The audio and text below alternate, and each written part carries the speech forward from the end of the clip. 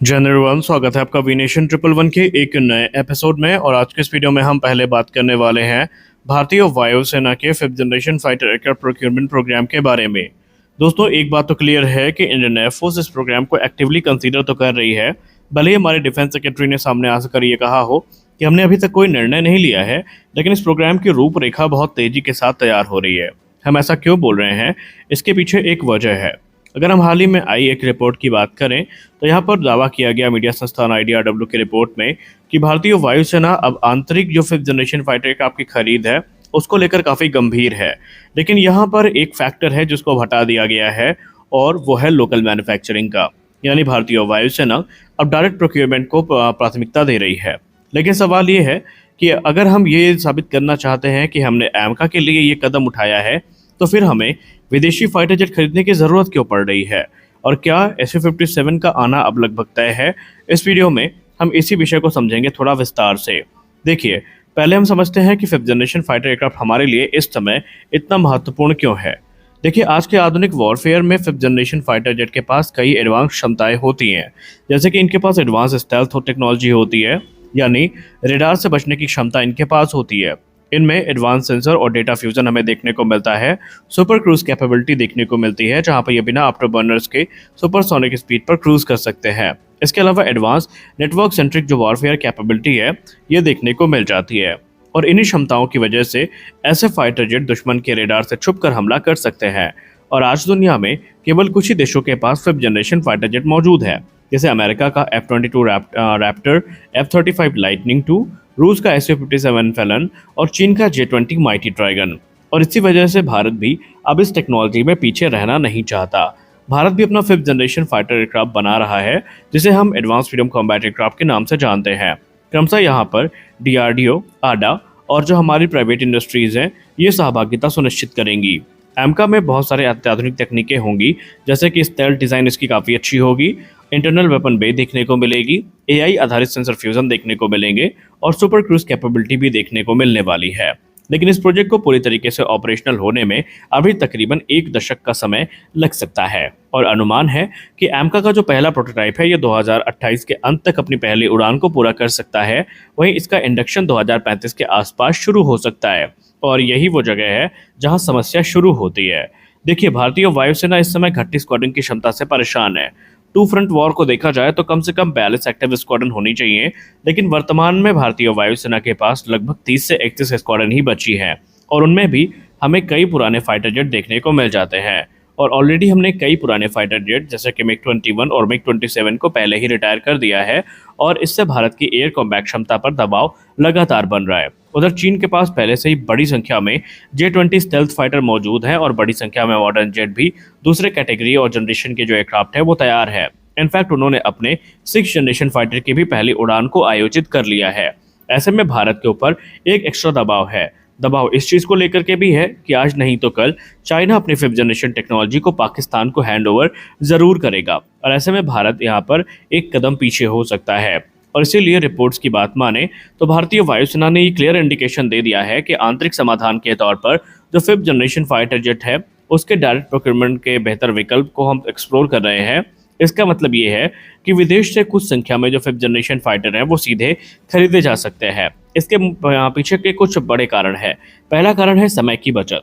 अगर भारत किसी भी विदेशी 5th जनरेशन फाइटर एयरक्राफ्ट के लोकल प्रोडक्शन को शुरू करता है, तो आप सब भी इस बात से सहमत होंगे कि यहाँ पर नई फैक्ट्रीज हमें लगानी पड़ेंगी, सप्लाई चेन का पूरा इकोसिस्टम तैयार करना पड़ेगा, टेक्नोलॉजी ट्रांसफ़र पर काम करना पड़ेगा और सर्टिफिकेशन करना पड़ेगा, और ये सब करने में कई साल लग सकते हैं। जबकि डायरेक्ट परचेज करने से विमान हमें कम से कम समय में मिल सकते हैं। दूसरा बड़ा कारण है लागत का कम होना। देखिए, लोकल प्रोडक्शन शुरू करने से पहले हमें भारी निवेश करना पड़ेगा, जिसको हम इन्वेस्टमेंट कहते हैं, और इंडस्ट्रियल इंफ्रास्ट्रक्चर बनाना पड़ेगा। लेकिन अगर हम कुछ ही स्क्वाड्रन लेते हैं तो सीधे खरीदना ज़्यादा किफ़ायती हो सकता है, क्योंकि चंद एयरक्राफ्ट के लिए इतनी बड़ी इन्वेस्टमेंट की ज़रूरत हमें देखने को नहीं पड़ेगी। तीसरा बड़ा कारण है AMCA का फैक्टर। देखिए, भारत अभी कुछ 5th जनरेशन फाइटर अगर खरीद लेता है तो इससे भारतीय वायुसेना को एक टेम्परेरी कैपेबिलिटी गैप भरने में मदद मिलेगी, और इस दौरान भारत आराम से अपने advance medium combat aircraft project को पूरा कर सकता है। तो यहाँ पर सवाल ये उठता है कि कौन सा 5th generation fighter aircraft Bharat खरीद सकता है। यहाँ पर सबसे बड़ा सवाल तो यही है। अगर भारत फिफ्थ जनरेशन फाइटर खरीदता है तो क्या विकल्प हो सकते हैं। देखिए, पहले हम उस विकल्प पर बात करेंगे जिसके चांसेस लगभग ना के बराबर है, और वो है F-35 लाइटनिंग 2।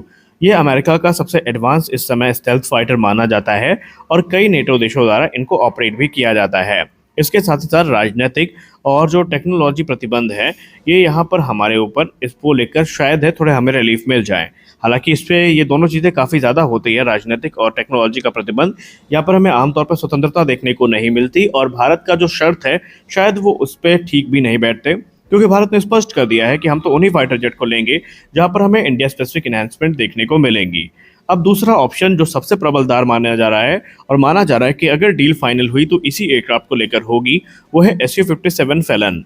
रूस का Su-57 fifth generation stealth fighter है, और भारत पहले भी इस प्रोग्राम की शुरुआत में जब इसे FJFA के नाम से जाना जाता था तो उस दौरान रूस से जुड़ा था। लेकिन 2018 में कुछ मनमुटाव के बाद और कुछ पैरामीटर्स के पूरे न होने के बाद भारत को इस प्रोग्राम से मजबूरी में बाहर आना पड़ा। हालांकि ये प्रोग्राम ऑफिशियली कभी खत्म तो नहीं हुआ, लेकिन भारत ने उस समय खुद को बाहर करना ही ठीक समझा और अपने एम का प्रोग्राम पर फोकस किया। लेकिन अब यहाँ पर क्योंकि Su-57 का M1E काफ़ी प्रॉमिसिंग वेरिएंट है, तो संभावित है कि ये भारत के लिए एक पुख्ता विकल्प हो सकता है। और इसमें एक बड़ा फ़ायदा हमारे सामने ये है कि हमें फ्यूचर कोलैबोरेशंस देखने को मिल सकते हैं। कुछ एक्सपर्ट्स ये भी मानते हैं कि अगर भारत किसी नए प्रोजेक्ट में शामिल होता है तो यहाँ पर फिर हमें सबसे ज़्यादा जो व्यवहारिक विकल्प है वो लिमिटेड डायरेक्ट परचेज ही मानी जा रही है, क्योंकि फ्यूचर कोलैबोरेशन से मेरा तात्पर्य है सिक्स जनरेशन फाइटर का। क्योंकि जाहिर सी बात है, जब आप इतने बड़े प्रोग्राम के लिए कोलैबोरेट करेंगे तो आपको बड़ी राशि उसमें इन्वेस्ट करनी पड़ेगी। तो ऐसे में आपको फिर लिमिटेड नंबर्स पे ही फिफ्थ जनरेशन फाइटर्स लेने चाहिए अगर आपका primary target six generation fighter पे स्विच करने का है। अब यहाँ पर हमारे पास लोकल असेंबली का विकल्प है, लेकिन ये थोड़ा अलग है।